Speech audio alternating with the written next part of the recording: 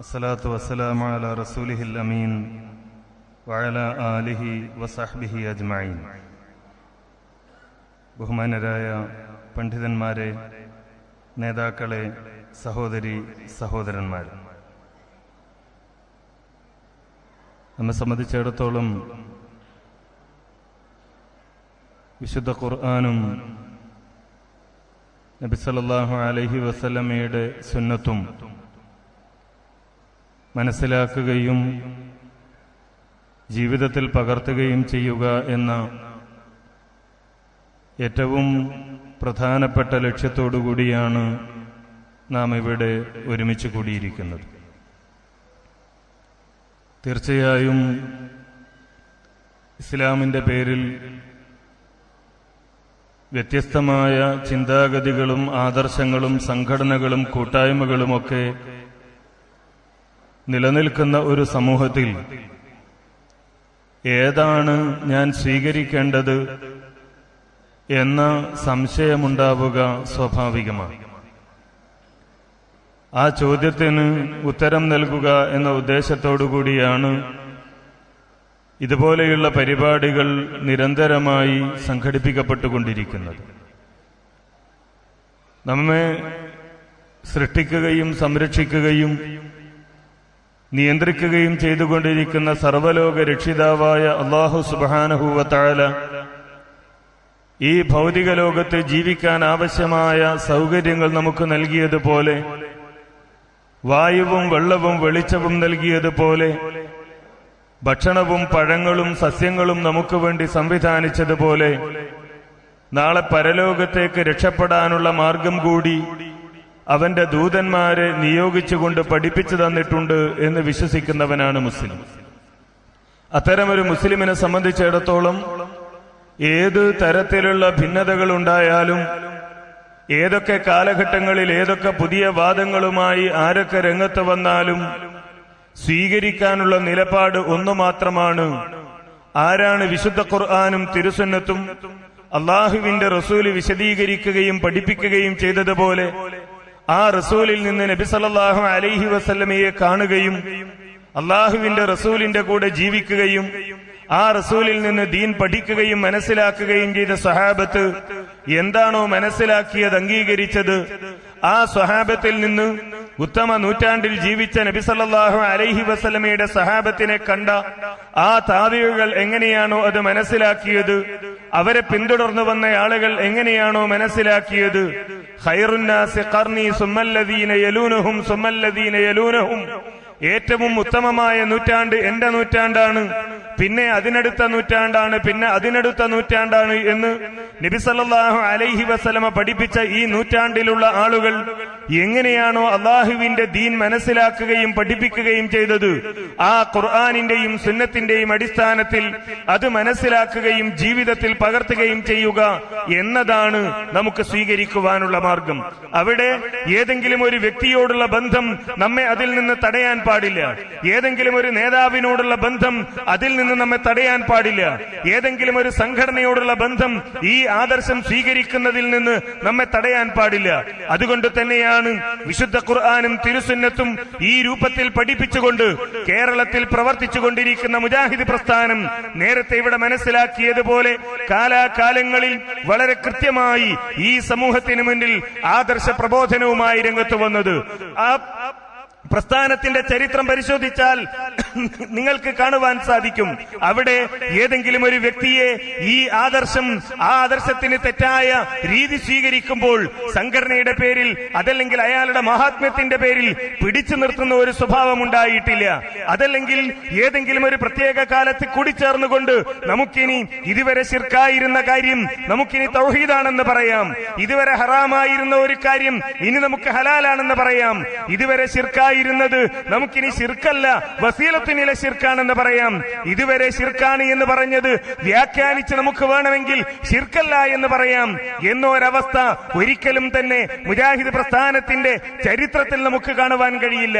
വേറെ ഏത് സംഘടനകൾ നിങ്ങൾ എടുത്ത് പരിശോധിച്ചോളൂ, വേറെ ഏത് ആദർശ കൂട്ടായ്മകൾ എടുത്ത് നിങ്ങൾ പരിശോധിച്ചോളൂ, അവിടെയൊക്കെ നിങ്ങൾക്കിത് കാണാൻ കഴിയും. ഒന്നുകിൽ ഏതെങ്കിലും ഒരു ഇമാമിനെ, ഏതെങ്കിലും ഒരു നേതാവിനെ, ഏതെങ്കിലും ഒരു പണ്ഡിതനെ അന്ധമായി അനുകരിക്കും അനുകരിക്കുന്ന രീതി, അദ്ദേഹം എന്ത് പറഞ്ഞോ അതാണ് ഞങ്ങൾ ജീവിക്കുന്നത്, അതാണ് ഞങ്ങൾ അംഗീകരിക്കുന്നത്, അതാണ് ഞങ്ങൾ വിശ്വസിക്കുന്നത് എന്ന് പറഞ്ഞുകൊണ്ടിരിക്കുന്ന ഒരവസ്ഥ. അതല്ലെങ്കിൽ കാലാകാലങ്ങളിൽ ശൂറ കൂടി സുന്നഹദോസുകൾ കൂടി ഞങ്ങൾ ഇതുവരെ എടുത്ത തീരുമാനങ്ങൾ മാറ്റിക്കൊണ്ടിരിക്കുന്നു എന്ന് പറയുന്ന ഒരവസ്ഥ. മുജാഹിദ് പ്രസ്ഥാനത്തിന് മാത്രം അവകാശപ്പെടാൻ കഴിയുന്ന ഒരു പ്രത്യേകത ഇല്ല. അങ്ങനെ ഒരു മാറ്റമില്ല. മാറ്റം ഏതെങ്കിലും ഒരു പണ്ഡിതൻ പറഞ്ഞ നിലപാടിൽ മാറ്റം വരുത്തുന്നുവെങ്കിൽ, ഏതെങ്കിലും ഒരു കാലത്ത് സ്വീകരിച്ച നിലപാടിൽ മാറ്റം വരുത്തുന്നുവെങ്കിൽ, പൂർവികരായ പണ്ഡിതന്മാർ എങ്ങനെയാണോ മാറ്റം വരുത്തിയത്, അഥവാ വിശുദ്ധ ഖുർആനിന്റെ തിരുസുന്നത്തിന്റെ കൃത്യമായ തെളിവുകൾ തങ്ങളുടെ മുമ്പിൽ വരുമ്പോൾ മാത്രം മാറ്റം വരുത്തുന്ന ഒരവസ്ഥയാണ് നമുക്ക് കാണാൻ സാധിക്കുക. അതാണ് മുജാഹിദ് പ്രസ്ഥാനത്തിന്റെ പ്രത്യേകത. അത് മുജാഹിദ് പ്രസ്ഥാനത്തിന് മാത്രം അവകാശപ്പെടാൻ കഴിയുന്ന പ്രത്യേകതയാണ് എന്നുകൂടി നമ്മൾ തിരിച്ചറിയേണ്ടതുണ്ട്. ഇവിടെ നിങ്ങൾ മനസ്സിലാക്കി, ഏറ്റവും ഒടുവിലായി ഈ പ്രസ്ഥാനത്തിലുണ്ടായ ചില പ്രശ്നങ്ങൾ എന്തായിരുന്നു വിഷയം? ശിർക്കായ ഒരു കാര്യത്തെ ശിർക്കല്ല എന്ന് പറഞ്ഞുകൊണ്ട് ചില ആളുകൾ രംഗത്ത് വന്നു. ചില ആളുകൾ ചോദിക്കാറുണ്ട്, അത് അത്ര വലിയ വിഷയമാണോ? എന്തായാലും ചെയ്യാൻ പാടില്ല എന്ന് തന്നെയല്ലേ അവരും പറയുന്നത്, പിന്നെ എന്തിനാണ് ഇത്തരമൊരു കോലാഹലമുണ്ടാക്കിയത്? അതെ, അത് വിഷയമാണ്, അത് കോലാഹലമുണ്ടാക്കേണ്ട വിഷയമാണ്. നിങ്ങൾ ആലോചിച്ചു നോക്കൂ. ഈ വേദിയിൽ കയറി ഞാൻ പറയുന്നു, മുഹീദ്ദീൻ ശൈഖിനോട് പ്രാർത്ഥിക്കാൻ പാടില്ല, മുഹീദ്ദീൻ ശൈഖിന് എല്ലാം സഹായിക്കാൻ കഴിയും എന്ന് വിശ്വസിച്ചുകൊണ്ട് അദ്ദേഹത്തോട് ദുആ ചെയ്യാൻ പാടില്ല. എന്നാൽ ആരെങ്കിലും മുഹീദ്ദീൻ ശൈഖിനോടൊരു സംഗതി തേടിയാൽ അത് ശിർക്കല്ല എന്ന് ഞാൻ പറഞ്ഞാൽ അത് എങ്ങനെ അപകടമാകുമോ അതേപോലെ അപകടമാണ് ജിന്നിനോടുള്ള സഹായതട്ടം ശിർക്കല്ല എന്ന വാദവുമായി ചില ആളുകൾ രംഗത്ത് വന്നത്. ആ വാദം അവർ കേരളത്തിലെ മുജാഹിദ് സമൂഹത്തിന് മുന്നിൽ അല്ല, മുസ്ലിം സമൂഹത്തിന് മുന്നിൽ പ്രചരിപ്പിക്കാൻ ശ്രമിച്ചു. പക്ഷേ വിശുദ്ധ ഖുർആനിന്റെ തിരുസുന്നത്തിന്റെ അതിശക്തമായ പ്രമാണങ്ങൾക്ക് മുന്നിൽ ആ ആളുകൾ തകർന്നു വീണ കാഴ്ചയാണ് നമുക്ക് കാണുവാൻ സാധിച്ചത്. തെളിവുകൾ പറയാൻ കഴിഞ്ഞില്ല. ആ കൂട്ടത്തിൽ വലിയ പ്രബോധന പ്രവർത്തനങ്ങൾ നടത്തിയ ആളുകളുണ്ടായിരുന്നു, ഒരുപാട് തൗഹീദി പ്രഭാഷണങ്ങൾ നടത്തിയ ആളുകളുണ്ടായിരുന്നു. പക്ഷേ മുജാഹിദ് പ്രസ്ഥാനം ഞാൻ നേരത്തെ സൂചിപ്പിച്ചതുപോലെ വ്യക്തികളെ പരിഗണിക്കാത്തത് കൊണ്ട്, അവരുടെ പ്രവർത്തന പാരമ്പര്യം പരിഗണിക്കാത്തത് കൊണ്ട്, ആരാണോ പ്രമാണബദ്ധമായ നിലപാട് സ്വീകരിക്കുന്നത് അത് സ്വീകരിക്കുന്നവരായതുകൊണ്ട് അവരെ മാറ്റി നിർത്തി. ചില ആളുകൾ നാട് നീളെ നടന്ന് പ്രസംഗിച്ചുകൊണ്ടിരിക്കുന്നവർ പലപ്പോഴും നിലപാട് പോലും പറയാൻ ഭയപ്പെടുന്ന അവസ്ഥയിലായി. നിങ്ങൾ ചോദിച്ചു നോക്കൂ, ഈ ഇവിടെ തദ്കിറയുടെ പേരിൽ പ്രസംഗിച്ച പണ്ഡിതനുണ്ടല്ലോ ഹുസൈൻ സലഫിയോട് നിങ്ങളൊന്ന് അന്വേഷിച്ചു നോക്കൂ. സക്കരിയ സലാഹി പറയുന്നു, ഹയ്യും ഹാളിറും ഖാദിറുമായ ജിന്നിനെ വിളിച്ച് സഹായം ചോദിച്ചാൽ, ഭൗതികമായ ഒരു കാര്യം തേടിയാൽ ശിർക്കല്ല എന്ന് സക്കരിയ സലാഹി പറയുന്നു. ഞങ്ങളത് കേൾക്കുന്നു. ആലുവയിൽ അത് പ്രസംഗിച്ചു, കയ്പമംഗലത്തത് പ്രസംഗിച്ചു, മംഗലാപുരത്തത് പ്രസംഗിച്ചു, കണ്ണൂരിൽ അത് പ്രസംഗിച്ചു, ആലപ്പുഴയിൽ അത് പ്രസംഗിച്ചു, മഞ്ചേരിയിൽ അത് പ്രസംഗിച്ചു. ഈ ജിന്നിനോടുള്ള സഹായതട്ടം ശിർക്കല്ല എന്ന് ആ വാദം നിങ്ങൾക്കുണ്ടോ എന്ന് ചോദിച്ചാൽ അദ്ദേഹം പറയുക എന്താണെന്നറിയോ? അങ്ങനെ ഒരു വാദം ഇവിടെ ആർക്കും ഇല്ലല്ലോ എന്ന്. നിങ്ങൾ ആലോചിച്ചു നോക്കൂ. നമ്മൾ കേൾക്കുന്നു സക്കരിയ അത് പ്രസംഗിക്കുന്നത്, നമ്മൾ കേൾക്കുന്നു അതുപോലെ പലരും അത് പ്രസംഗിക്കുന്നത്, നമ്മൾ കേൾക്കുന്നു അതിനുവേണ്ടി ഒരു മുസ്ലിയാർ സൂറത്തു അൻആമിലെ 128-ാമത്തെ ആയത്ത് ദുർവ്യാഖ്യാനം ചെയ്യുന്നത്. എന്നിട്ടും അദ്ദേഹം പറയുന്നു അങ്ങനെ ഇവിടെ ആർക്കാ വാദമുള്ളത്? എന്തേ ഇങ്ങനെ ഒരു കളവ് പറയാൻ അദ്ദേഹത്തെ പ്രേരിപ്പിക്കുന്നത്? ഈ വിശ്വാസം തുറന്നു പറയാൻ അദ്ദേഹത്തിന് ധൈര്യമില്ല കേരളത്തിലെ മുസ്ലിങ്ങളുടെ മുമ്പിൽ. അല്ലെങ്കിൽ പറയട്ടെ, ഞങ്ങൾ പല വേദികളിൽ മുജാഹിദ് പ്രസ്ഥാനം ആവശ്യപ്പെട്ടു, ഈ ആളുകളോടൊപ്പം നിന്ന് അവരുടെ പരിപാടികളിൽ പങ്കെടുത്തുകൊണ്ട് കേരളത്തിന് പുറത്തും പ്രസംഗിക്കുന്ന അദ്ദേഹത്തിന് ധൈര്യമുണ്ടോ? സക്കരിയ പറഞ്ഞതുപോലെ പുഴയിൽ വീണ് ഒഴുകിപ്പോകുന്നവൻ അവിടെ ഒരു ജിന്നുണ്ട് എന്ന് വിചാരിച്ച് ആ ജിന്നിനോട് തേടിയാൽ ശിർക്കല്ലെന്ന് പറയാൻ? അത് പറയാൻ ധൈര്യമുണ്ടാകുന്നില്ല. എന്നാലോ അത് പറയുന്ന ആളുകൾക്ക് പിന്തുണ പ്രഖ്യാപിച്ചുകൊണ്ട് നടക്കുന്നു. ഇപ്പൊ അവസാനം വന്ന വിവാദം അനസ് ഇവിടെ വിശദീകരിച്ചു. നാരിയ സലാത്ത് ശിർക്കാണോ? ലബ്ബദാരിമി പറയുന്നു അത് ശിർക്കല്ല. ഇനി ഒരാള് അത് വെറുതൊരു സലാത്താന്ന് വിചാരിച്ച് ചൊല്ലിയ കുഴപ്പവുമില്ല. രണ്ടാമത് വിശദീകരിച്ച സക്കരിയ പറഞ്ഞതോ അത് ശിർക്കല്ല, എന്നാൽ അത് തനിച്ച ബിദ്അത്താണ്. ഒന്നുകിൽ ലബ്ബയെ പോലെ കുബൂരിയായിരുന്ന ആ ലബ്ബയെ പോലെ ഇപ്പോഴും ആ ഖുറാഫാത്ത് സൂക്ഷിക്കണം, അല്ലെങ്കിൽ മുജാഹിദാകണം. സക്കരിയ രണ്ടിന്റെ ഇടയിൽ കാലുവെച്ച് നിന്നു. എന്താ ഇത്? ലബ്ബ പറയുന്നത് പോലെ പറഞ്ഞാൽ സുന്നിയാകണം. അതാകാൻ കഴിയില്ല. കാരണം കുറച്ചു കാലം മുജാഹിദുകളോടൊപ്പം ജീവിച്ചതാണ്. എന്നാ മുജാഹിദായിട്ട് ഇത് ശിർക്കാണെന്ന് പറയാൻ ധൈര്യമുണ്ടോ? ഇല്ല, അതുമില്ല. ഇങ്ങനെ എല്ലാം കൊണ്ടും എവിടെ നിന്ന് തുടങ്ങിയോ അവിടെ മുതൽ റുഖിയ ശറയ്യ വിഷയമായി കേരള ജമിയത്തുൽ ഉലമ ഹദീസിൽ സ്ഥിരപ്പെട്ട മന്ത്രങ്ങളെ എതിർക്കുന്നു എന്ന് പറഞ്ഞു. എന്നാൽ കേരള ജമിയത്തുൽ ഉലമ എതിർത്തത് എന്താണ് എന്ന് കേരള ജമിയത്തുൽ ഉലമയുടെ പുസ്തകത്തിലൂടെ നാട് മുഴുവൻ വിശദീകരിച്ചു. നിങ്ങൾ അറിയോ? ആ പുസ്തകം രചിച്ചുകൊണ്ടിരിക്കുമ്പോ ഹുസൈൻ സലഫിക്ക് തയ്യാറായ കുറച്ച് ഭാഗങ്ങൾ അയച്ചു കൊടുത്തു ഇമെയിലായി. ഹുസൈൻ സലഫി ഫോൺ ചെയ്തിട്ട് പറഞ്ഞു, ഞാൻ വായിച്ചു, ഈ ഭാഗങ്ങളൊക്കെ നന്നായിട്ടുണ്ട്, പക്ഷെ അതിലൊരു കാര്യം കൂടി കൂട്ടിച്ചേർക്കണം. എന്താ കൂട്ടിച്ചേർക്കേണ്ടത്? ഈ ആളുകൾ പറയുന്ന ഒരു ന്യായം, ഇത്തരം ചികിത്സാ കേന്ദ്രങ്ങൾ തുടങ്ങാൻ, ചികിത്സകന്മാരുടെ അരികിലേക്ക് അയക്കാൻ ഇവർ പറയുന്ന ന്യായം, നമ്മൾ ഇങ്ങനെ ഒന്ന് തുടങ്ങിയിട്ടില്ലെങ്കിൽ അവർ നമ്പൂരിന്റെ അടുത്തും കണക്കന്മാരുടെ അടുത്തൊക്കെ പോവില്ലേ എന്ന ഒരു ന്യായമാണ് പറയുന്നത്. ആരാ ഈ ന്യായം പറഞ്ഞത്? മറ്റാരുമല്ല, ഇപ്പോ ഹുസൈൻ സലഫി ശൈഖായി കൊണ്ട് നടക്കുന്ന സക്കരിയാണ്. സക്കരിയാണ് ഈ ന്യായം പറഞ്ഞത്. എത്ര പ്രസംഗങ്ങളിൽ എന്നോട് ഹുസൈൻ സലഫി പറഞ്ഞു, ഹനീഫ്, ആ വാദത്തിനെതിരെയുള്ള മറുപടി നമ്മുടെ പുസ്തകത്തിൽ ഉൾപ്പെടുത്തണം. ഹുസൈൻ സലഫി നിഷേധിക്കട്ടെ? ഹുസൈൻ സലഫി പറഞ്ഞപ്പോഴാണ് ആ ഭാഗം അതിൽ കൂട്ടിച്ചേർത്തത്. ആ പുസ്തകത്തിൽ, കേരള ജമിയത്തുൽ ഉലമയുടെ പുസ്തകത്തിൽ സക്കരിയയുടെ ഈ വാദത്തിന് മറുപടി പറയണം എന്നാവശ്യപ്പെട്ടത് ഹുസൈൻ സലഫിയാണ്. എന്നിട്ട് ആ ഹുസൈൻ സലഫി പറയുന്നു, സക്കരിയയുടെ ഭാഗത്താണ് ശരി, സക്കരിയയെ പിന്തുണച്ച് നടക്കുന്ന ഒരവസ്ഥ. എന്താണ് റുഖിയ ശറയ്യ എന്ന് ആളുകൾക്ക് മനസ്സിലാകാൻ തുടങ്ങി. പലയിടങ്ങളിലും മന്ത്രവാദ ചികിത്സകൾ നടന്നു, അടിയുണ്ടായി, തുപ്പലുണ്ടായി. അത് ഈ വിരോധികളായ, ആദർശ വിരോധികളായ ആളുകൾ പോലും റെക്കോർഡ് ചെയ്ത് നാട് നീളെ പ്രദർശിപ്പിക്കാൻ തുടങ്ങി. ഇങ്ങനെ എല്ലാം കൊണ്ടും തകർന്നടിഞ്ഞ ആളുകൾ ഇപ്പൊ ഇറങ്ങിയിരിക്കുന്നത് പഴയ ബാക്കിയുള്ള വളണ്ടിയർ കോറിന്റെ ചില അംശങ്ങളുമായി മാത്രമാണ്. ആദർശത്ത് പരാജയപ്പെട്ടു. ഇനി എന്താ ഉള്ളത്? പണ്ട് വീസി ആയിരുന്ന ചില ആളുകളുണ്ട് അപ്പുറത്ത്. ആ വളണ്ടിയർ കോറുകാർ ചെയ്ത ഒരു പണി അതെന്താ? ഇവിടെ എങ്ങനെങ്കിലും ഭിന്നിപ്പുണ്ടാക്കാൻ കഴിയോ, ഇവിടെ എങ്ങനെങ്കിലും ചിത്രത ഉണ്ടാക്കാൻ കഴിയോ, അതിന് നുണ പറഞ്ഞ് പ്രചരിപ്പിക്കുക എന്നാണ്. കഴിഞ്ഞ 3 ദിവസങ്ങളിലായി പല ആളുകളും എന്നെ വിളിച്ചു.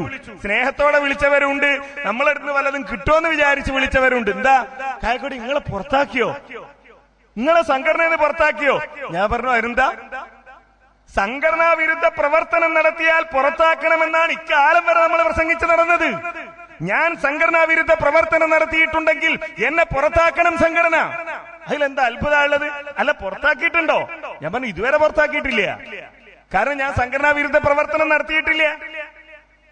അപ്പോ കായക്കൊടിയെ പുറത്താക്കി, അല്ലെങ്കിൽ മറ്റൊരാളെ പുറത്താക്കി, ഇന്നയാളെ താക്കീത് ചെയ്തു എന്ന നുണപ്രചരണങ്ങൾ, ഈ നുണപ്രചരണവുമായി ഇറങ്ങുന്ന ആളുകൾ, നേരത്തെ നിങ്ങൾ കേട്ടല്ലോ, ടിപിയുടെ പേര്, ടിപിക്ക് ഒരു നോട്ടീസ്. എന്താ നോട്ടീസ്? ബഹുമാനപ്പെട്ട ടിപിയോട് ചില വാക്കുകൾ എന്നാണ്. സാധാരണ മലയാളത്തിൽ ഒരു ചൊല്ല് പറയാറുണ്ട്, ആട് കിടന്നിടത്ത് അതിന്റെ പൂട ബാക്കിയുണ്ടാകുന്ന. ഒരാട് കിടന്ന് എഴുന്നേറ്റ് പോയാൽ അതിന്റെ ഒരു പൂടയെങ്കിലും അവിടെ ബാക്കിയുണ്ടാകും. അതേപോലെ ജിന്നുവാദികൾ നോട്ടീസ് ഇറക്കിയാൽ ആ ജിന്നിന്റെ അംശം ഇതിലുണ്ടാകും. എന്താ നോട്ടീസിലുള്ളത്? നോട്ടീസിൽ പറയുന്ന ഒരു വാചകം കേട്ടോളൂ. 2000 അങ്ങ് മടവൂരിന്റെ നേതൃത്വത്തിൽ 2000 മുമ്പും ശേഷവും നടന്ന ആദർശ വിരുദ്ധവും സംഘടനാ വിരുദ്ധവുമായ പ്രവർത്തനങ്ങളെല്ലാം ധീരമായി നേരിടുകയും പലതിനെയും പരാജയപ്പെടുത്തുകയും ചെയ്തവരെ അങ്ങ് മറക്കരുത്. മുജാഹിദുകളെ സംബന്ധിച്ചിടത്തോളം ഈ പ്രസ്ഥാനത്തിനെതിരെ വന്ന എല്ലാത്തിനെയും പരാജയപ്പെടുത്തിയിട്ടുണ്ട്. പക്ഷെ ജിന്നയൊക്കെ അത് അംഗീകരിക്കാൻ കഴിയില്ല. ജിന്നുവാദികളെ പരാജയപ്പെടുത്തി അംഗീകരിക്കാൻ കഴിയില്ല. കാരണം എന്താണെന്നറിയോ? തമാശ പറയാനുള്ള സ്വാതന്ത്ര്യം എല്ലാവർക്കും ഉണ്ട്. എല്ലാവർക്കും തമാശ പറയാം. പക്ഷേ ആ തമാശ വിവരക്കേടാകാൻ പാടില്ല. കേരളത്തിൽ ഇസ്ലാഹി പ്രസ്ഥാനത്തിന്റെ പേരിൽ ഒരു ചവർ പ്രസിദ്ധീകരണം പുറത്തിറങ്ങുന്നുണ്ട്. ആ ചവർ പ്രസിദ്ധീകരണമാണ് ഇസ്ലാഹി പ്രസ്ഥാനത്തിൽ ഈ ചവർ ആദർശവും കൊണ്ടുവന്നത്. ആ ചവർ പ്രസിദ്ധീകരണത്തിന്റെ പുതിയ ലക്കത്തിൽ ഒരു വലിയ തമാശ എന്താണെന്നറിയോ? മുജാഹിദ് പ്രസ്ഥാനത്തിന്റെ മൊത്തം കാനേഷുമാരി എടുത്താൽ ജിന്നിനോട് സഹായം തേടുന്നത് ശിർക്കല്ല എന്ന് വിചാരിക്കുന്നവർക്ക് 1ാം സ്ഥാനം. അവരാണ് അത്ര ഏറ്റവും കൂടുതൽ. ഏത് ഡിപ്പാർട്ട്മെന്റാണ് കണക്കെടുത്തത് എന്ന് നമുക്കറിയില്ല. 2ാം സ്ഥാനം മടവൂരികൾക്കാണത്രേ. അള്ളാനോട് മാത്രമേ തേടാൻ പാടുള്ളൂ, അള്ളാനോട് മാത്രമേ പ്രാർത്ഥിക്കാൻ പാടുള്ളൂ, അതാണ് നമ്മൾ ഒന്നാമതായി പറയേണ്ടത് എന്ന് പറയുന്ന മുജാഹിദുകൾ 3ാം സ്ഥാനത്താണത്രേ. അങ്ങനെ 1, 2, 3 സ്ഥാനങ്ങൾ അവരങ്ങ് നിർവഹിച്ചു. എളാപ്പാന്റെ പാട്ട് നല്ല പാട്ട് ആരാ പറഞ്ഞത്? എളാപ്പ തന്നെയാണ് പറയുന്നത്, വേറെ ആരുമല്ല. ഞങ്ങളാണ് ഒന്നാമത്, ഞങ്ങളാണ് കൂടുതൽ എന്ന് പറയുന്നത് ഈ ആളുകൾ. ഈ പറഞ്ഞ ആളുകൾ, എഴുതിയ ആളുകൾ ഗ്രൂപ്പ് യോഗം വിളിച്ചത് ഞങ്ങളാണ് എഴുതിയതെങ്കിൽ, ടിപിക്ക് മുജാഹിദികളാണ് എഴുതിയതെങ്കിൽ മുജാഹിദികൾ പറയോ ഞങ്ങൾ ഗ്രൂപ്പ് യോഗം വിളിച്ചു? ഞങ്ങൾ ഗ്രൂപ്പ് യോഗം വിളിക്കലില്ല എന്നാ ഞങ്ങൾ പറയുന്നത്. പിന്നെ ഗ്രൂപ്പ് യോഗം അതാരാ പറയുന്നത്? മുജാഹിദികൾ ഗ്രൂപ്പ് യോഗം വിളിച്ചു എന്ന് പറയുന്നത് ആരാ? ജിന്നുവാദികളാണ്. ഇനിയോ ഇതിൽ പറയാ എന്താ പറയുന്നത്? നാറാനും പേറാനും ചെയ്യാനുമൊക്കെ നിലവാരമില്ലാത്ത ആളുകൾ തന്നെ വേണ്ടിവരും. ഞങ്ങളെ പറ്റി പറയോ ഞങ്ങൾ നിലവാരമില്ലാത്തവരാണ്? നിലവാരമില്ലാത്തവരാണെന്ന് ആര് പറയും? ജിന്നുവാദികൾ പറയും മുജാഹിദികളെ പറ്റി. ഇങ്ങനെ ഓരോ പദവും എടുത്താൽ എന്ന് മാത്രമല്ല, ഇങ്ങനെ പറഞ്ഞിട്ട് പറയാണ് സംഘടനക്കും ആദർശത്തിനും വേണ്ടി പോരാടാനും ഗ്രൂപ്പ് യോഗം വിളിക്കാനുമുള്ള തന്റെ ഇടം ബാക്കിയുണ്ട് എന്ന് നേതാക്കൾ മനസ്സിലാക്കണം. ഒരു മുജാഹിദിന്റെ നേതാവിനോട് പറയോ ഞങ്ങൾ ഗ്രൂപ്പ് യോഗം വിളിക്കും എന്ന് മാത്രമല്ല, തന്റെ ഇടം എന്നത് കൊട്ടേഷനിലിട്ടിട്ടാ കൊടുത്തത്. ഞങ്ങൾ ഇതാണ് അവിടെ നിന്ന് ആ കൊട്ടേഷൻ മലയാളം അറിയുന്ന ആളുകൾക്കറിയാം. എന്തിനാ അത് കൊട്ടേഷൻ? അതൊരു പരിഹാസ്യമായ രൂപമാണ്. ഇത് മുജാഹിദുകൾ എഴുതിയതാണ് എന്ന് പറഞ്ഞിട്ട് പ്രചരിപ്പിച്ചാൽ വിശ്വസിക്കും എന്ന് വിചാരിക്കുന്നവരല്ലേ വിഡ്ഢികളെ സ്വർഗത്തിൽ? ഈ ഐക്യത്തിന്റെ പേര് പറഞ്ഞ് ഇവിടെ ഭിന്നിപ്പുണ്ടാക്കാമെന്നാണ്. മുജാഹിദുകളെ സംബന്ധിച്ചിടത്തോളം ഈ വിഷയത്തിൽ ഒന്നാമത്തെ ദിവസം മുതൽ സ്വീകരിച്ച നിലപാടുണ്ട്. ഈ കൊച്ചിയിൽ വെച്ച് ഹുസൈൻ മടവൂർ ഭിന്നിപ്പുണ്ടായ സമയത്ത് ഐക്യത്തിന് വേണ്ടി ആഹ്വാനം ചെയ്തു. എല്ലാരും ഒന്നിക്കണം എന്ന് പറഞ്ഞു. അന്ന് എ.പി. അബ്ദുൽ ഖാദർ മൗലവി നടത്തിയ ഒരു പ്രസ്താവനയുണ്ട്. എന്താ അദ്ദേഹം പറഞ്ഞത്? ആദർശ തർക്കങ്ങളിൽ പണ്ഡിത സഭയുടെ കരാറിലേക്ക് തിരിച്ചു വരിക. എ.പി. അബ്ദുൽ ഖാദർ മൗലവി മധ്യസ്ഥതയെക്കുറിച്ച് സംസാരിക്കുന്ന ഹുസൈൻ മടവൂർ ആദർശപരമായ തർക്കങ്ങളിൽ പ്രസ്ഥാനത്തിന്റെ പണ്ഡിത സഭയായ കേരള ജംഇയ്യത്തുൽ ഉലമ സംഘടിപ്പിച്ച ചർച്ചയിൽ നിന്ന് ഉരുത്തിരിഞ്ഞ കരാറിലേക്ക് തിരിച്ചു വരികയാണ് ആദ്യം ചെയ്യേണ്ടതെന്ന് കേരള നിദവത്തുൽ മുജാഹിദീൻ സംസ്ഥാന general secretary A P. Abdul Khader Moulavi പ്രസ്താവിച്ചു. താനടക്കം ഒപ്പിട്ടതായിരുന്നു പ്രസ്തുത കരാർ എന്ന വസ്തുത ഹുസൈൻ മടവൂർ മറക്കരുതെന്ന് കൊച്ചിയിലെ പ്രസ്താവനയ്ക്കുള്ള മറുപടിയിൽ എ.പി. ഓർമ്മിപ്പിച്ചു.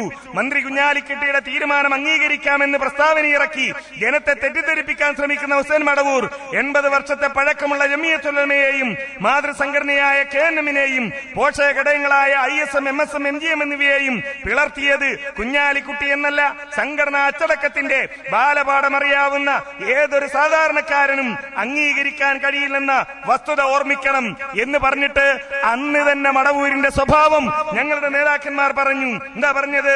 വർഷങ്ങളായി സംഘടനക്കകത്ത് ആദർശ ചോർച്ചയ്ക്കും അച്ചടക്ക വിരുദ്ധ പ്രവർത്തനങ്ങൾക്കും ആസൂത്രിത നേതൃത്വം നൽകിയിരുന്ന വിഘടിത നേതാവ് ഈ ഘട്ടത്തിൽ ഹുസൈൻ മടവൂർ ഈ ഘട്ടത്തിൽ മറനീക്കി പുറത്തു വന്ന് വലിയൊരു കഷ്ണം തന്റെ കൂടെ അടർത്താമെന്ന് മോഹിച്ച് നടപ്പാകാതെ പോയതിന്റെ നിരാശ അദ്ദേഹത്തിന്റെ പ്രസ്താവനയിൽ പ്രകടമാണ് എന്ന അന്ന് പറഞ്ഞതന്നെ ഇന്നും പറഞ്ഞത്. ഇപ്പോഴും ടി.പി. പറഞ്ഞത് എന്താ? കേരള ജംഇയ്യത്തുൽ ഉലമയുടെ തീരുമാനത്തിലേക്ക് തിരിച്ചു വരണം. കേരള ജംഇയ്യത്തുൽ ഉലമ വിശുദ്ധ ഖുർആനിന്റെ തിരുസുന്നത്തിന്റെ അടിസ്ഥാനത്തിലെടുത്ത തീരുമാനത്തിലേക്ക് തിരിച്ചു വരണം. അന്ന് പോകുമ്പോ എന്താ പറഞ്ഞത്? എല്ലാരും ഞങ്ങളെ കൂടിയാന്ന് പറയാ മാത്രല്ല, അവര് പറഞ്ഞാൽ ഞമ്മക്ക് അംഗീകരിക്കാം. എല്ലാരും ഞങ്ങളെ കൂടിയാന്ന് അവര് പറയണല്ലോ. അത് ബുദ്ധിയുള്ള മനുഷ്യന്മാര് പറഞ്ഞു എന്ന് ഇവര് പ്രചരിപ്പിച്ചു. അതാ ഏറ്റവും വലിയ രസം. കോഴിക്കോട് നടന്ന സമ്മേളനം, ഇവിടെ നമ്മൾ എറണാകുളം സമ്മേളനം നടത്തുമ്പോ മടവൂരികൾ കോഴിക്കോട് സമ്മേളനം നടത്തി. ആ സമ്മേളനത്തെ പറ്റിയ റിപ്പോർട്ട് എന്താണ്? സമ്മേളനത്തിൽ വന്നിറങ്ങിയ മന്ത്രി ഹസൻ അവിടെ കൂടിയ വമ്പിച്ച ജനക്കൂട്ടത്തെ അല്പനേരം അതിശയത്തോടെ വീക്ഷിച്ച ശേഷം സ്റ്റേജിലേക്ക് നടന്നു. ഞാൻ അത്രയധികം ആളുകൾ ആദ്യമായിട്ട് കാണാത്രേ കോഴിക്കോട് സമ്മേളനത്തിന്. എന്നിട്ടോ സ്റ്റേജിൽ അണിനിരന്ന നേതാക്കളുടെ കൂട്ടത്തിൽ തന്റെ സുഹൃത്തായ സലാഹുദ്ദീൻ മദനിയെ കണ്ടപ്പോൾ മന്ത്രിയുടെ കമന്റ് വന്നു, താങ്കളും ഇപ്പുറത്താണെങ്കിൽ ഇനി ആരാ അപ്പുറത്തുള്ളത്? കമന്റ് കേട്ടയുടനെ KK അർത്ഥഗർഭമായി കൈയടിച്ചു, ചിരിച്ചു. ഞാൻ ഈ പ്രത്യേക സാഹചര്യത്തിൽ വരണമോ എന്ന് സംശയിച്ചു. വരണമായിരുന്നു എന്ന് ഇവിടെ വന്നപ്പോൾ മനസ്സിലായി. വമ്പിച്ച ജനക്കൂട്ടത്തെ ആവേശപൂർവ്വം നോക്കി മന്ത്രി സൂചിപ്പിച്ചു. എവിടെ പോയി ഈ ജനക്കൂട്ടം? മടവൂര് മക്കത്തെത്തിയപ്പോ ഈ ജനക്കൂട്ടത്തെ കണ്ടില്ലേ? മക്കത്തെന്നാണ് കത്തെഴുതുന്നത്. മരിക്കുന്നതിന് മുമ്പേ ഒന്നാകണം. അതിനെന്ത് ചെയ്യണം? ആ കേരളത്തിലെ ആ സാമൂഹ്യ രാഷ്ട്രീയ രംഗത്തിലുള്ള ആളുകളൊക്കെ മധ്യസ്ഥന്മാരായി രംഗത്തിറങ്ങണം. ഞങ്ങൾ എല്ലാ ജംഇയ്യത്തുൽ ഉലമയുടെ തീരുമാനമൊക്കെ അംഗീകരിക്കാൻ ഞങ്ങൾ തയ്യാറാണ്. മക്കത്ത് നല്ല ഹുസൈൻ മടവൂരിനോട് പറഞ്ഞു, നിങ്ങൾ മരിക്കണതിന് മുമ്പ് ഒന്നാകാനുള്ള ചർച്ച തുടങ്ങിക്കോ, ചർച്ചയൊക്കെ കഴിഞ്ഞ് നിങ്ങൾ കേരള ജമിയത്തുൽ ഉലമയുടെ തീരുമാനം ഞങ്ങൾ അംഗീകരിക്കാന്ന് ഒപ്പിട്ടാലേ നിങ്ങൾ മരിക്കുള്ളൂ. മരിക്കണതിന് മുമ്പ് ഒന്നാകാനാണ് തീരുമാനമെങ്കിൽ അപ്പൊ ഒന്നാകണ്ടേ? അപ്പൊ പറയണം, ജനങ്ങളോട് പറയണം. ചന്ദ്രികയിൽ എഴുതിയത് കൊണ്ട് കാര്യമില്ല, ജനങ്ങളോട് പറയണം, ഞങ്ങൾ ഇതുവരെ പറഞ്ഞത് തെറ്റായിരുന്നു, തൗഹീദിന്റെ കാര്യത്തിൽ ഞങ്ങൾ അബദ്ധം പറഞ്ഞിട്ടുണ്ട്, അള്ളാഹുവിന്റെ അസ്മാഉ വസിഫാത്തുകളെ നിഷേധിക്കുന്ന രൂപത്തിൽ അല്ലേ?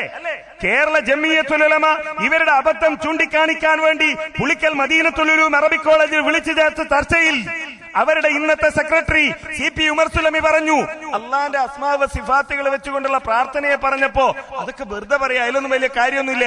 അങ്ങനെയാണെങ്കിൽ പട്ടീനെ പഠിച്ചത് അല്ലല്ലേ, പന്നിയെ പഠിച്ചത് അല്ലല്ലേ? അപ്പൊ പട്ടീനെ പഠിച്ച പഠിച്ചോനെ, പന്നിയെ പഠിച്ച പഠിച്ചോനെ എന്ന് പറഞ്ഞ് പ്രാർത്ഥിക്കണം എന്നാണോ നിങ്ങൾ പറയുന്നത് എന്ന് ചോദിച്ച CP എവിടെയുണ്ട്? അത് തെറ്റാണെന്ന് പറയട്ടെ. ഒന്നാമതായി പടച്ച റബ്ബിനോട് തൗബ ചെയ്യട്ടെ, എന്നിട്ടല്ലേ മരിക്കുന്നതിന് മുമ്പ് ഒന്നാകാൻ നടക്കേണ്ടത്. തൗഹീദ് പറയുന്നതിന് മുമ്പ് പാലം കെട്ടണമെന്ന് പറഞ്ഞവരെവിടെയുണ്ട്? അത് തിരുത്തിയോ? ജിന്നിനോട് ഭൗതിക സഹായം തേടിയാൽ ശിർക്കൽ എന്ന് പറയുന്ന ചെറിയ മുണ്ടത്തെ പോലെയുള്ള ആളുകൾ ഇപ്പോഴും അവിടെയുണ്ട്.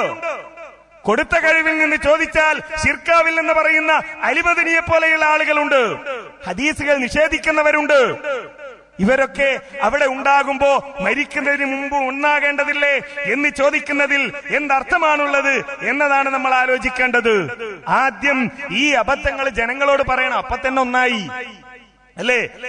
ജനങ്ങളോട് ഞങ്ങൾക്ക് സംഭവിച്ച ഈ അബദ്ധം പറഞ്ഞാൽ പിന്നെ ചർച്ചയുടെ കാര്യമുണ്ടോ? പിന്നെ ആ മധ്യസ്ഥ സമിതിയുടെ കാര്യമുണ്ടോ? ആവശ്യമില്ല.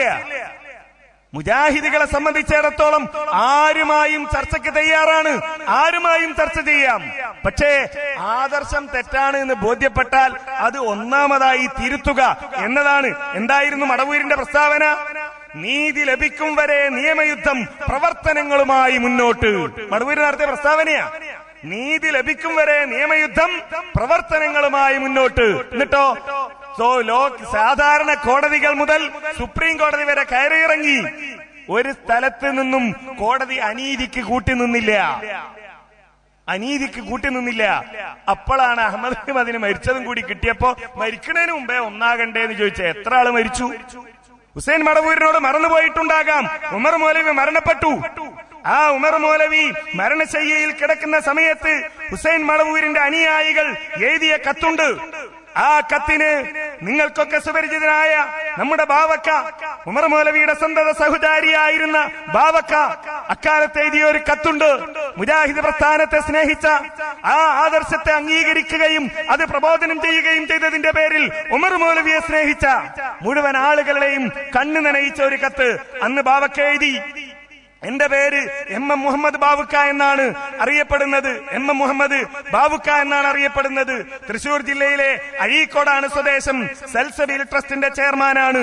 എന്റെ മാർഗദർശിയും മഹാനായ ആദർശ നായകനും അള്ളാഹുവിന്റെ വലിയ എന്ന് ഞാൻ പരിപൂർണമായി വിശ്വസിക്കുകയും ചെയ്യുന്ന മർഹൂം കെ ഉമർ മൗലവിയെയും അദ്ദേഹം നടത്തിപ്പോന്നിരുന്ന സൽസബീൽ മാസികയെയും അതിനീചമായി കരുവാരി തേച്ചുകൊണ്ട് സിൽസുൽ ബൗൽ എന്ന പേരിൽ ഒരു ക്ഷുദ്രകൃതി ഇറങ്ങിയതായി കണ്ടിരിക്കുന്നു. അതിന്റെ അർത്ഥം തന്നെ അത് ഇറക്കിയവർ കുടിക്കുന്ന പാനീയത്തിന്റെ പേരാണ്. ആ പൈശാചിക കൃതിയുടെ വക്താക്കളെ ആ വാറോലയുടെ വരികൾക്കിടയിൽ നിന്ന് തന്നെ മനസ്സിലാക്കാൻ കഴിഞ്ഞു. തനിനിറം വെളിപ്പെടുത്തേണ്ടി വന്ന കാട്ടുമൃഗത്തിന്റെ അവസ്ഥ തന്നെ.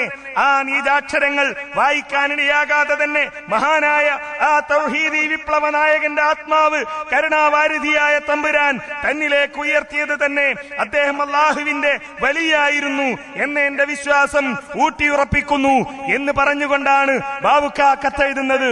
ഹുസൈൻ മടവൂരി പിന്തുണച്ച, ഹുസൈൻ മടവൂര് വളർത്തിക്കൊണ്ടുവന്ന അനുയായികളല്ലേ ആ കത്ത് കേരളത്തിൽ അങ്ങോളം ഇങ്ങോളം സിൽസിൽ ബൗൽ എന്ന് പറയുന്ന ആ പുസ്തകം വിതരണം ചെയ്തത്? തിരുത്തണം ഹുസൈൻ മടവൂർ.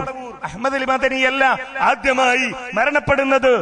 അതിനു മുമ്പ് ഉമർ മൗലവിയിൽ നിന്ന് ആരംഭിച്ച് അല്ല, അതിനു മുമ്പ് ഹുസൈൻ മടവൂരി കലാപം തുടങ്ങുന്ന സമയത്താണ് ബഹുമാന്യനായ NP അബ്ദുൽ ഖാദർ മൗലവി റഹിമഹുല്ല മരണപ്പെടുന്നത്.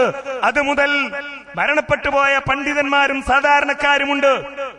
നിങ്ങളുടെ ഹുസൈൻ മടവൂരിന്റെ അനുയായികൾ ക്രൂരമായി പ്രയാസപ്പെടുത്തിയ ഒരുപാട് ആളുകൾ, സാധാരണ പ്രവർത്തകർ മരണപ്പെട്ടു പോയിട്ടുണ്ട്. അവരെയൊന്നും ഒരുപക്ഷേ ഹറമിന്റെ ശീതള ഛായയിൽ നിൽക്കുന്ന സമയത്ത് ഹുസൈൻ മടവൂരിന് ഓർമ്മയുണ്ടായിക്കൊള്ളണമെന്നില്ല. പക്ഷേ കേരളത്തിലെ മുജാഹിദുകൾക്ക് അത് മറക്കാൻ കഴിയില്ല. ഒരു പ്രസ്താവന കൊണ്ട് മറക്കാൻ കഴിയുന്നതല്ല അത്. ഐക്യത്തെ മുജാഹിദുകൾ സ്വീകരിക്കും. എല്ലാവരും ഐക്യപ്പെടണം എന്നാ മുജാഹിദുകൾ പറയുന്നത്. പക്ഷേ ആ ഐക്യത്തിനൊരു മാനദണ്ഡമുണ്ട്.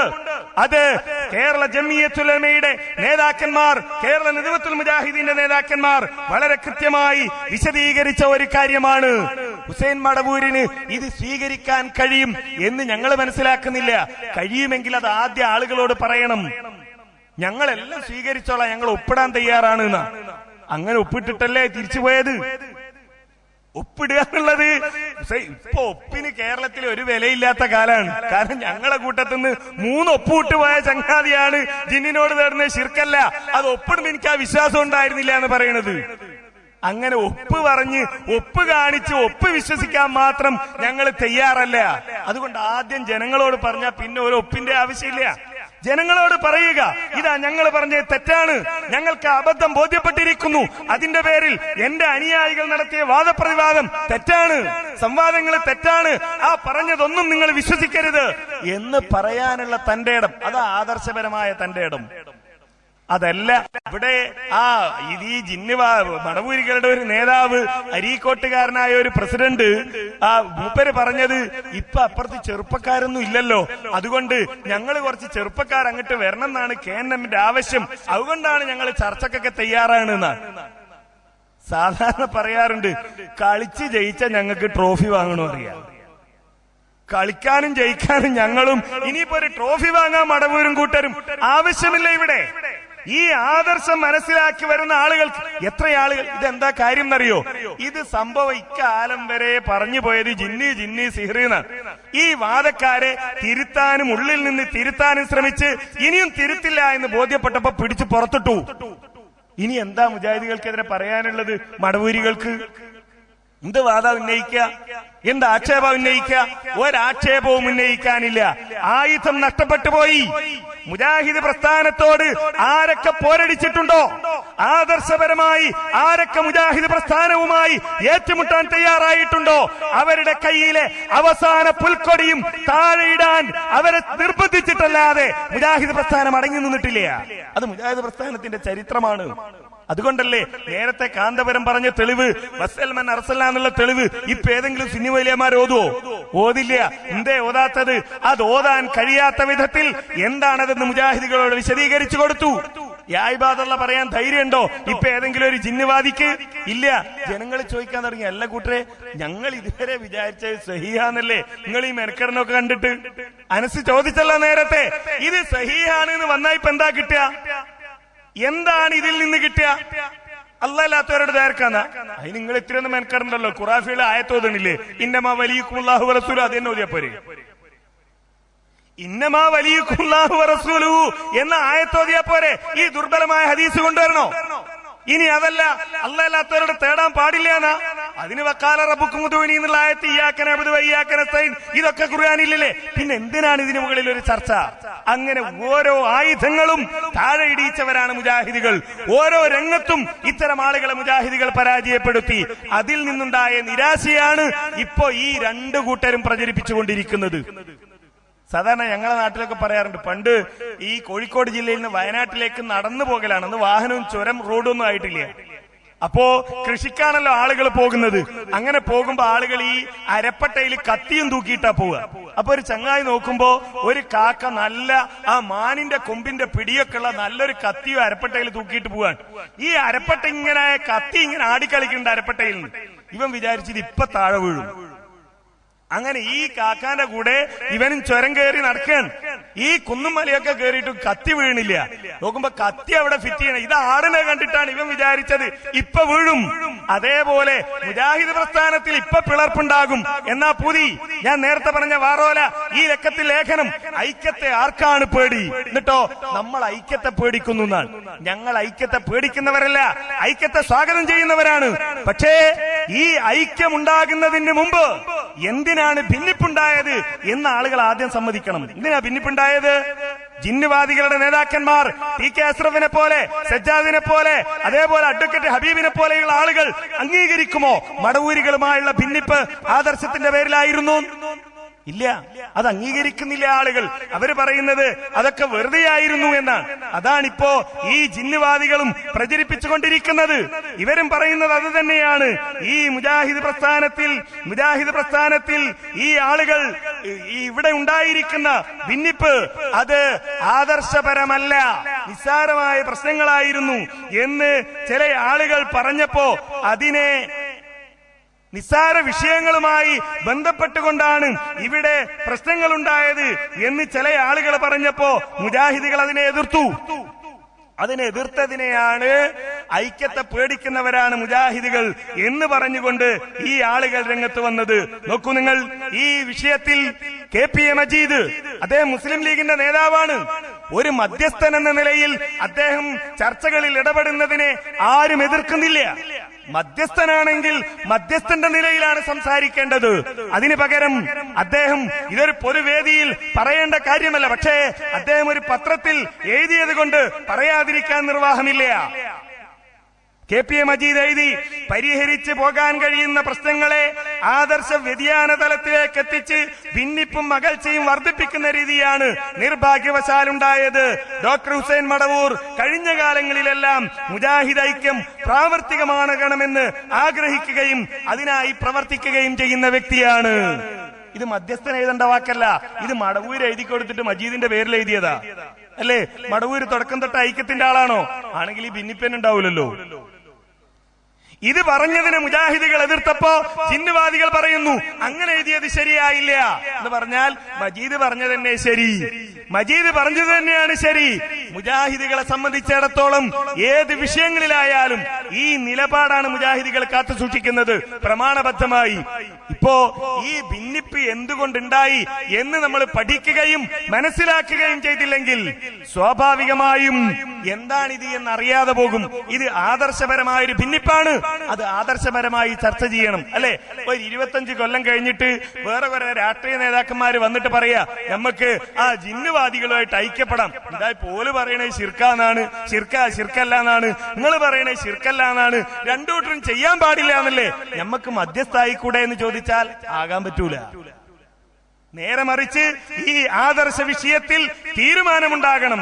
അതാണ് കേരള ജംഇയ്യത്തുൽ ഉലമയുടെ നിലപാട് എന്ന് മുജാഹിദ് പ്രസ്ഥാനത്തിന്റെ പണ്ഡിതന്മാരും നേതാക്കന്മാരും പറഞ്ഞത്. ആ നിലപാടാണ് എല്ലാ കാലത്തും മുജാഹിദുകൾക്ക് ഈ സമൂഹത്തോട് പറയാനുള്ളത്. പുതിയൊരു നിലപാട് പറയാനില്ല. ഇവിടെ അതിന്റെ പേരിൽ ഒരു ഭിന്നിപ്പും ഇല്ല. അതല്ലാത്ത ഒരു നിലപാട് ഒരാൾക്കും എന്നാ പിന്നെ എല്ലാരും കൂടി പോയി നാളെ തന്നെ ഹുസൈൻ മടവൂരിനെ സ്വീകരിച്ച് ആനയിച്ച് കൊണ്ടുവരാം എന്നോ ഒരു അഭിപ്രായം ആരും പറയില്ല. ആരെങ്കിലും പറഞ്ഞാൽ തന്നെ അതാരും അംഗീകരിക്കാനും പോകുന്നില്ല. മുജാഹിദ് പ്രസ്ഥാനത്തിന്റെ നിലപാട് അതാണ്. ഇത്രയൊക്കെ കൊമ്പും ആ തുമ്പിക്കൈയൊക്കെ ഉണ്ട് എന്ന് സ്വയം വിചാരിച്ചിരുന്ന ആളുകളില്ലേ? ഞാൻ നടത്തിയ തൗഹീദ് പ്രസംഗത്തിന്റെ അത്ര തൗഹീദ് പ്രസംഗം കേരളത്തിൽ ആരും നടത്തിയിട്ടില്ല എന്നൊക്കെ പറഞ്ഞ കുറെ ആളുകൾ ഉണ്ടായിരുന്നില്ലേ? എവിടെ പോയി? ഇപ്പോ എന്ത് പറയാനുണ്ട് ഇത്തരം നിലപാടുകളിൽ അല്ലേ? മീഡിയ വണ്ണിന്റെ ഉദ്ഘാടനത്തിന് മുജാഹിദ് നേതാക്കന്മാർ പങ്കെടുത്തു എന്ന് പറഞ്ഞുകൊണ്ട്, അതേപോലെ മുജാഹിദ് സമ്മേളനത്തിൽ അബ്ദുസ്സലാം മൗലവി മോംഗത്തിന്റെ സംസാരത്തിൽ റിപ്പോർട്ട് ശരിയല്ലാത്ത ഒരു കള്ളക്കഥ പറഞ്ഞു എന്ന് പറഞ്ഞുകൊണ്ട് നാട് നീളെ കരഞ്ഞു പ്രസംഗിച്ച ഹുസൈൻ സലഫി ഈ പെരുമ്പാവൂരിൽ വന്ന് ആയിരക്കണക്കിന് ആളുകൾ ഒരുമിച്ച് കൂടിയപ്പോ തന്റെ നോട്ടീസിൽ നിന്ന് എന്തിനാ ലബ്ബതാരമിയുടെ പേര് വെട്ടിയത് എന്നൊന്ന് പറഞ്ഞു കൊടുക്കണ്ടായിരുന്നോ സാധാരണക്കാരോട്? ആദ്യത്തെ നോട്ടീസിലുണ്ടായിരുന്ന ലബ്ബയുടെ പേര് എന്തുകൊണ്ട് രണ്ടാമതിറങ്ങിയ നോട്ടീസിൽ ഇല്ലാതെ പോയി എന്നും, എന്തുകൊണ്ട് ആ ലബ്ബ വേദിയിൽ ഇല്ലാതെ പോയി എന്നും ഈ ജനങ്ങളോട് പറയേണ്ട ബാധ്യത അതാഉല്ലാ സിക്കന്ദരിയുടെ കഥയെക്കുറിച്ച് മണിക്കൂറുകളോളം കരഞ്ഞു പറഞ്ഞ ഹുസൈൻ സലഫിക്കില്ലേ?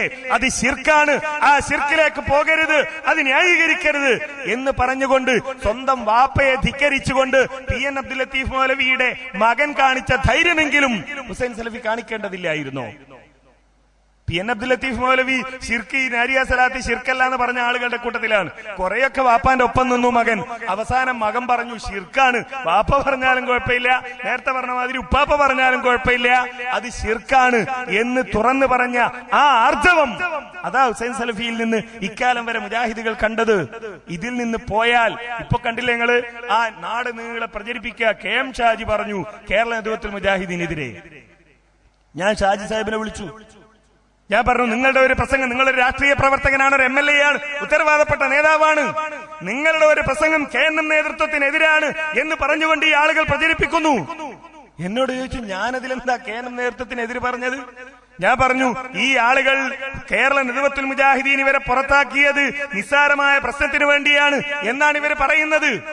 ഞാനത് പറഞ്ഞിട്ടില്ല. ഞാൻ അവരോട് ചോദിച്ചപ്പോ അവര് പറഞ്ഞത്, PK അഷ്റഫും സലീമും ഒക്കെ എന്നോട് പറഞ്ഞത് സക്കരിയാന്റെ വാദമായിട്ട് ഞങ്ങൾക്ക് ബന്ധമൊന്നുമില്ല എന്നാണ്.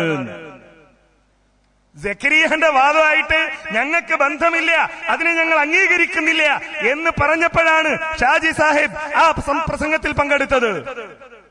മാത്രമല്ല അദ്ദേഹം എന്നോട് പറഞ്ഞു നിങ്ങൾക്ക് തൗഹീദ് പറയാനുള്ള ആർജവം നഷ്ടപ്പെട്ടിട്ടില്ലല്ലോ, നിങ്ങൾ ഇപ്പോഴും പറയണില്ലേ? ആർജവം നഷ്ടപ്പെട്ടത് ആർക്കാ? കുന്നുകരയിൽ നമ്മൾ കണ്ടതല്ലേ ആർക്കാ ആർജവം നഷ്ടപ്പെട്ടത് എന്ന് അല്ലേ? കുന്നുകരയിൽ പുരോഹിതന്മാർ ചോദിച്ച ചോദ്യം ഒരു ഇടിമിഴക്കം പോലെ ജിന്നുകളെ അസ്വസ്ഥരാക്കിക്കൊണ്ടിരിക്കുന്നു ഇന്ന് ജിന്നുവാദികളെ ഇല്ലേ? പുഴയിൽ വീണ് ഒഴുകിപ്പോകുന്നവൻ അവിടെയുള്ള ജിന്നിനെ വിളിച്ച് രക്ഷിക്കണേന്ന് പറയുന്നത് ശിർക്കാണെന്ന് പറയാൻ ധൈര്യമുള്ള ഒരൊറ്റ ആൺകുട്ടി ഉണ്ടോ എന്ന് ചോദിച്ചപ്പോ ഒരൊറ്റ ആൺകുട്ടി ഉണ്ടായില്ല. അവിടെ ഉണ്ടായിരുന്ന ഒരാളോട് ഒരു സാധാരണ പ്രവർത്തകൻ ചോദിച്ചു, എന്താ ഉസ്താദ് നിങ്ങൾ പറയാതിരുന്നത്? അത് ഞാൻ വീട് പണീന്റെ ടെൻഷനിലായിരുന്നു, അതുകൊണ്ട് പറയാൻ വിട്ടുപോയതാണ് എന്നാണ്. നിങ്ങൾ ആലോചിച്ച് നോക്കിയ ഒരു വലിയ കേരളത്തിലൊന്നും പഠിച്ച് മതിയാഞ്ഞിട്ട് വിദേശത്ത് പോയി പഠിച്ച ഒരാളോട് ചോദിച്ചാണ് ഒരു സാധാരണക്കാരൻ, അല്ല നിങ്ങൾ എന്തായി ശിർക്കാന്ന് പറയാതിരുന്നത്? ഞാൻ വീട് പണീന്റെ ടെൻഷനിലായിരുന്നു, അതുകൊണ്ട് പറയാൻ മറന്നുപോയതാണ്. ആർക്കാണ് ആർജവം നഷ്ടപ്പെട്ടത്? ആർക്കാണ് ആർജവം നഷ്ടപ്പെട്ടത്? ഷാജി വീണ്ടും പറഞ്ഞു ആ പ്രസംഗത്തിൽ, ഒരു തെറ്റ് സംഭവിച്ചാൽ അത് തെറ്റാണെന്ന് പറയുന്നതാണ് ആർജവം. ആ ആർജവത്തെ പോലും ചില ആളുകൾ ചോദ്യം ചെയ്യുകയാണിന്ന്. ആരാ ചോദ്യം ചെയ്തത്? അനസ് മൗലവി ഞാനങ്ങനെ പറഞ്ഞിട്ടുണ്ടെങ്കിൽ തെറ്റാണ് എന്ന് പറഞ്ഞപ്പോ, ഞാൻ അങ്ങനെ പറഞ്ഞിട്ടുണ്ടെങ്കിൽ തെറ്റാണെന്ന് പറഞ്ഞപ്പോ, അബ്ദുറഹ്മാൻ സലഫി അങ്ങനെ പറഞ്ഞിട്ടുണ്ടെങ്കിൽ തെറ്റാണെന്ന് പറഞ്ഞപ്പോ, നിങ്ങൾ തെറ്റാണെന്ന് പറയാൻ ഞങ്ങൾ സമ്മതിക്കൂല, നിങ്ങൾ കള്ളത്തൗബയാണ് എന്ന് പറഞ്ഞത് ആരാ? മാത്രല്ല ഷാജി ആ കൂട്ടത്ത് പറഞ്ഞു മുജാഹിദ് വേദിയിലുണ്ട്, മുജാഹിദ് അത്ര വിനയുള്ള ആളാന്നുള്ള അഭിപ്രായമൊന്നും എനിക്കില്ല. അതും പറഞ്ഞു. എന്നിട്ട് അതുമാണ് ഈ ആളുകൾ പ്രചരിപ്പിച്ചുകൊണ്ടിരിക്കുന്നത്. KM ഷാജി ഞങ്ങൾക്ക് അനുകൂലമായി പറഞ്ഞു എന്ന്. KM ഷാജി എന്നല്ല, തലയുടെ അകത്ത് തലച്ചോറുള്ള ഒരാളും കേരളത്തിൽ ഈ ജിന്നുവാദത്തെ നിലംതൊടാൻ അനുവദിക്കുകയില്ല എന്ന് മനസ്സിലാക്കിയവരാണ് മുജാഹിദുകൾ. മുജാഹിദികളുടെ ഇടയിൽ ഒരു ഭിന്നിപ്പുണ്ട് എന്ന് വരുത്തി തീർത്ത്, ഒരു തർക്കം, ശത്രുത ഇതിന്റെ പേരിൽ വളരുന്നു എന്ന് വരുത്തി തീർത്ത് വലുതാകാമെന്ന് ആരും വിചാരിക്കേണ്ടതില്ല. ആയുധം നഷ്ടപ്പെട്ട ആളുകൾ പിന്നെണ്ടല്ലോ ഒക്കെ തോറ്റു കഴിയുമ്പോ പിരാന്തന്മാര് പറയുന്ന, ഭ്രാന്തന്മാർ പറഞ്ഞു നടക്കുന്ന ചില കാര്യങ്ങൾ, അത് മാത്രമായേ കേരളത്തിലെ മുജാഹിദ് സമൂഹം അത് ചെവിക്കൊള്ളുകയുള്ളൂ. ആദർശപരമായ പോരാട്ടത്തിൽ മുജാഹിദികൾ മുന്നിലെത്തി കഴിഞ്ഞിരിക്കുന്നു. മുജാഹിദുകളുടെ കഴിവല്ല. അതുകൊണ്ടല്ലേ ഐക്യത്തിൽ, നിങ്ങൾ ആലോചിച്ച് നോക്കുക, കടൽ എപ്പോഴെങ്കിലും പുഴയിലേക്ക് പോയി ചേരലുണ്ടോ? അല്ലേ? 90% ആളുകള് 10% നേതാക്കന്മാരോട് പറയാ ഞങ്ങൾ ഐക്യത്തിന് തയ്യാറാണ്, നിങ്ങൾ ഞങ്ങളൊന്ന് വിളിക്കണം. അങ്ങനെ ഉണ്ടാവുമോ? അതിന് മാത്രം വിശാല മനസ്കത, മഹാമനസ്കത ഉള്ള ആളാണ് ഹുസൈൻ മടവൂര്? അല്ല. 90% ഇല്ല, 50% ഇല്ല, ഉള്ള ശതമാനം തന്നെ കുറഞ്ഞു പോവാണ്. പിന്നെയോ എങ്ങനെങ്കിലും എന്നൊന്നങ്ങ് എടുത്തൂടെ? ഇപ്പൊ അവസാനം പരലോകത്തെ അവസ്ഥയാണ്. എന്ത്? എന്റെ ആളുകളെ പഠിച്ചവനെ, എന്റെ കുടുംബക്കാരെ, ഭാര്യയെ, ഭർത്താവിനെ, മക്കളെ എല്ലാരെയും നരകത്തിലേക്ക് ഇട്ടിട്ട് നീ എന്നെ സ്വർഗത്തിലെത്തിക്കണം റബ്ബേ എന്ന് പരലോകത്ത് പറയുന്നത് പോലെ ഇപ്പൊ മടവൂര് പറയണ എന്താ? എല്ലാരും നിങ്ങൾ പുറത്തായിക്കോ, അലിമദനെ നിങ്ങൾ കൂട്ടണ്ട, കരിമ്പിലാക്കൽ നിങ്ങൾ കൂട്ടണ്ട, സലാം സുലമീനെ നിങ്ങൾ കൂട്ടണ്ട, CP ഉമർ സുലമീനെയും കൂട്ടണ്ട, ആരെ എന്നെ എങ്ങനെങ്കിലും ഒന്ന്. എന്തിനാ ഈ 90% നേതാവാകുന്നിടത്തു നിന്ന് 10% നവയാഥാസ്ഥികരുടെ, ഒന്നിനും കൊള്ളാത്ത, കാലത്തിന്റെ കുളമ്പടിയൊച്ച കേൾക്കാൻ കഴിയാത്ത, ജരാനര ബാധിച്ച് മസ്തിഷ്കം വറ്റി വരണ്ട ഈ ആളുകളുടെ കൂട്ടത്തിലേക്ക് എന്തിനാ ലോകം ആദരിക്കുന്ന ബഹുമാന്യനായ പണ്ഡിതൻ ഹുസൈൻ മടവൂര് കടന്നു വരുന്നത്? അത് അദ്ദേഹത്തിന്റെ വിനയമാണ്. അത്ര വിനയുള്ള ആളുകളെ മുജാഹിദ് പ്രസ്ഥാനത്തിന് ആവശ്യമില്ല. ഞങ്ങൾക്ക് ഒരൊത്ത വിനിയോഗമുള്ള ആളുകളെ മതി എന്നേ മുജാഹിദികൾക്ക് പറയാനുള്ളൂ. അതല്ല, തന്റെ ഇടത്തോടെ മനസ്സിൽ ഉറപ്പിച്ച ആദർശമാണെങ്കിൽ കേരളത്തിലെ 2 സ്റ്റേജിൽ നിന്ന് പറ. അപ്പൊ എന്ത് ചെയ്യും? ആളുകൾ മനസ്സിലാക്കും. നമ്മളെ ഹുസൈൻ മടവൂരുണ്ടല്ലോ, മൂപ്പര് പണ്ടത്തെ മാതിരി ഒന്നല്ല, ഇപ്പൊ തൗഹീദൊക്കെ പ്രസംഗിക്കുന്നുണ്ട്. ഇപ്പൊ ഉമർക്കൊക്കെ അപ്പ സന്തോഷിക്കും. കാരണം ഉമർക്കൊക്കെ ഈ മടവൂര് ചെറുപ്പത്തിൽ മുതലുള്ള അയാളെ പ്രസംഗം കേൾക്കുന്നുണ്ട്. ഒരിക്കൽ പോലും തൗഹീദ് പറയുന്നത് കേട്ടിട്ടുണ്ടാവില്ല.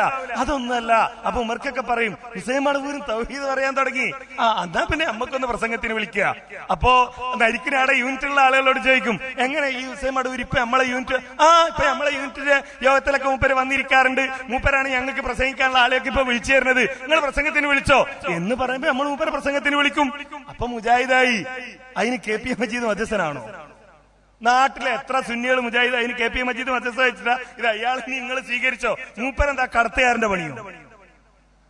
ഇങ്ങനെ കുറെ ആളുകൾ ഞങ്ങൾ മാറി നിൽക്കുക, ഇവരൊക്കെ ശരിയാണ്, ഇവരെങ്ങൾ കൂട്ടിക്കോ എന്ന് പറയാൻ ഒരാൾ ആവശ്യമില്ല. എത്ര മുസ്ലിംമാര് മുജാഹിദുകളായി? അതാണ് മുജാഹിദ് ആദർശത്തിന്റെ പ്രത്യേകത. അതങ്ങനെ കൃത്യമായി നിലനിൽക്കും. അതിലേക്ക് ആളുകൾ വന്ന് കയറും. ആര് വരുന്നു, ആര് പോകുന്നു എന്നത് ആദർശപരമായി ഈ സൂക്ഷ്മത പുലർത്തുന്ന മുജാഹിദുകളെ സംബന്ധിച്ചിടത്തോളം അത് കൃത്യമായ നിലപാടുണ്ട്. ആ നിലപാട് അന്ന് മുതൽ, അതാ ഞാൻ പറഞ്ഞത്, AP അബ്ദുൽ ഖാദർ മൗലവി അന്ന് മുതൽ ഈ അവസാനം TP അബ്ദുള്ള കോയ മദനി വരെ നടത്തിയ പ്രസ്താവന അത് കൃത്യമാണ്. ആ നിലപാടേ ഞങ്ങൾക്കുള്ളൂ. ആ നിലപാടേ എല്ലാ മുജാഹിദുകൾക്കുള്ളൂ. ആ നിലപാട് അംഗീകരിച്ചുകൊണ്ട് അതിശക്തമായ നേതൃത്വത്തിന് കീഴിൽ മുജാഹിദ് പ്രസ്ഥാനത്തിന്റെ പ്രത്യേകത അല്ലേ? അല്ലെങ്കിൽ നിങ്ങളെയൊക്കെ പേടിച്ച് കഴിയായിരുന്നില്ലേ? നിങ്ങളുടെ അഭിപ്രായത്തിൽ തന്നെ മുജാഹിദ് എന്താ പറഞ്ഞത്? AP അബ്ദുൽ ഖാദർ മൗലവിക്ക് ഒരു ഓർമ്മയില്ല. ഞാൻ ചായ കുടിച്ചിട്ട് പിന്നെ എന്നോട് ചോദിച്ചു ചായ വേണോ? അത്രേ ഓർമ്മയില്ലാത്ത ആളാ AP. ആ AP നേതൃത്വം നൽകിയിട്ട് നിങ്ങളെയൊക്കെ എന്താ സാധാരണ പറയാറുള്ളത്, ഇല കൂട്ടി പുറത്ത് കിട്ടില്ലേ മുജാഹിദ് പ്രസ്ഥാനം? കൈകൊണ്ടുകൂടി തൊടാൻ പാടില്ല എന്ന് മനസ്സിലാക്കിയിട്ടാ ഇല കൂട്ടി പുറത്ത് കിട്ടത്. എന്നിട്ട് ഈ പ്രസ്ഥാനം മുന്നോട്ട് പോയി. അത് ഈ നേതൃത്വത്തിന്റെ ആർജവമാണ്. ആ നേതൃത്വം അവലംബിക്കുന്ന പ്രമാണങ്ങളുടെ ആർജവമാണ്. ആ നേതൃത്വത്തിന്റെ പരലോക ഭയമാണ്. ആ നേതൃത്വത്തിന്റെ സൂക്ഷ്മതയാണ്. ആ നേതൃത്വത്തിന്റെ നിലപാട് അംഗീകരിച്ചുകൊണ്ട് ഈ സമൂഹത്തിൽ നടക്കുന്ന എല്ലാ തരത്തിലുള്ള തിന്മകൾക്കും ദുരാചാരങ്ങൾക്കും ആരൊക്കെ ഏതൊക്കെ കാലഘട്ടങ്ങളിൽ പുതിയ ജീർണതകളുമായി കടന്നു വരുന്നുവോ അവരേതു പേരിൽ അറിയപ്പെട്ടാലും ആ ജീർണതകൾക്കെതിരെ അതിശക്തമായ പോരാട്ടവുമായി കേരളത്തിലെ മുജാഹിദുകൾ ഉണ്ടാകും. ആരും അങ്ങനെ സ്വസ്ഥമായിരിക്കാമെന്ന് വിചാരിക്കേണ്ടതില്ല. തങ്ങളുടെ ജീർണതകൾ കേരളത്തിലെ മാർക്കറ്റിൽ വിൽപ്പന നടത്തിക്കളയാം എന്ന വ്യാമോഹം ആർക്കെങ്കിലും ഉണ്ടെങ്കിൽ കണ്ണിലെണ്ണ ഒഴിച്ച് കാത്തിരിക്കുന്ന മുജാഹിദികൾ ഇവിടെയുണ്ട് എന്ന സന്ദേശമാണ് നമുക്ക് നൽകാനുള്ളത്. അല്ലാഹു നമ്മെ അനുഗ്രഹിക്കുമാറാകട്ടെ. വൽഹംദുലില്ലാഹി റബ്ബിൽ ആലമീൻ. അസ്സലാമു അലൈക്കും.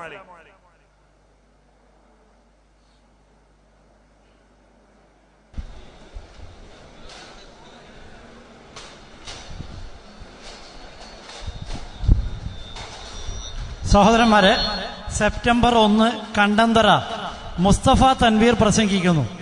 തദിക്കിറ 2013 ഇന്ത്യൻ മുസ്ലിങ്ങൾ ചരിത്രവും വർത്തമാനവും.